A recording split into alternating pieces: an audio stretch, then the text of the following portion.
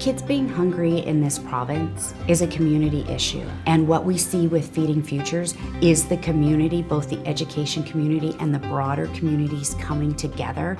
It is Canada's single largest investment in school foods.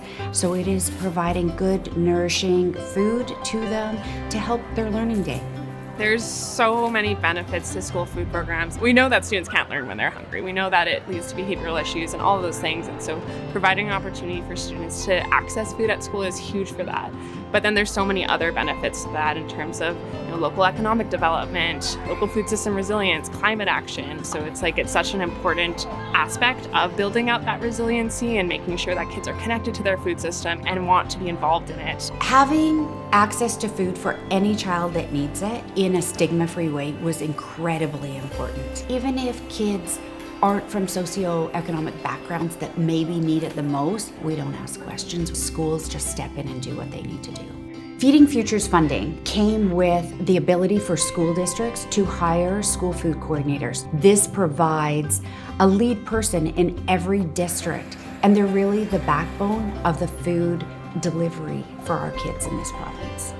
Food programs aren't just about feeding people that are struggling with food insecurity. It's about normalizing having food in schools and nurturing students from the time that they enter the classroom. Food within the schools looks different across the district. There's contractors, there's community volunteers, there's school staff members and students, and they all work together to provide breakfast and lunch and snacks to students each day. Some schools have gardens that are a learning space, but also a place to try foods and maybe bring that into the classroom or into the kitchen. So the school farm came about as a partnership with Squamish Climate Action Network. Back in 2021, there was a grant through Farm to School BC. And so the school farm also has a board-approved course. So that's where students can take the course and get credits. Mostly mixed vegetables, and there's also an Indigenous plant garden, incorporating traditional ways of knowing for students that can have that hands-on engagement with their food and also just a different learning style.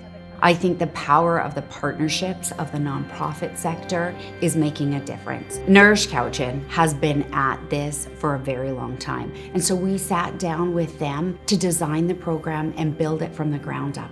The reason that programs are becoming better is because of the funding, the Feeding Futures. We need to build towards universal food program that every single child in every school has access to, that brings community together.